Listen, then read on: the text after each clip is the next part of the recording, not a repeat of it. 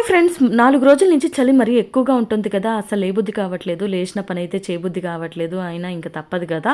ఇంక పనైతే చేసుకోవాలి. ఇంకా రోజులాగానే చెత్తలూడ్చేసి ఈరోజు వాకిట్లో చిన్న ముగ్గు వేశానా, మా చిన్నోడు లేసొచ్చి ఫస్ట్ అయితే రోజు ముగ్గుని చూస్తాడు. ముగ్గుని చూసొచ్చి, "అమ్మ ఎందుకు చిన్న ముగ్గేశావు" అని చెప్పి నాతో గొడవకైతే వచ్చాడు ఈరోజు.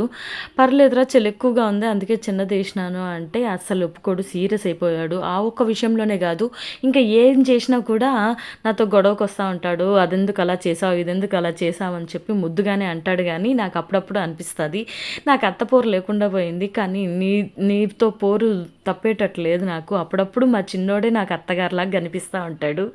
ఇంక ఒక్కరోజు కూడా మా అత్తగారు గానీ, మా ఆయన గానీ ఒక్క మాట అనింది లేదు గానీ, వీడు మాత్రం రోజు ఏదో ఒకటి అంటూనే ఉంటాడు నన్ను. ఇంక ఈరోజు మార్నింగ్ పిల్లల్ని రెడీ చేపిచ్చేసి పొంగలైతే చేశాను. ఇంక ఆఫ్టర్‌నూన్‌కి పొట్లకాయ ఫ్రై చేశాను. ఆఫ్టర్‌నూన్ వరకే స్కూల్ ఉన్నింది.